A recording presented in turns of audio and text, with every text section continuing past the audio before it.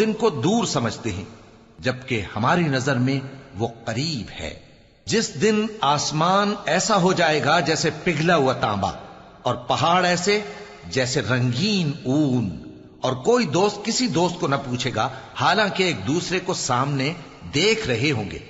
اس روز گناہگار چاہے گا کہ کسی طرح اس دن کے عذاب کے بدلے میں سب کچھ دے دے، یعنی اپنے بیٹے اور اپنی بیوی اور اپنے بھائی اور اپنا خاندان جس میں وہ رہتا تھا، اور جتنے آدمی زمین پر ہیں غرض سب کو دے ڈالے، پھر اپنے آپ کو عذاب سے چھڑا لے۔ لیکن ایسا ہرگز نہیں ہوگا۔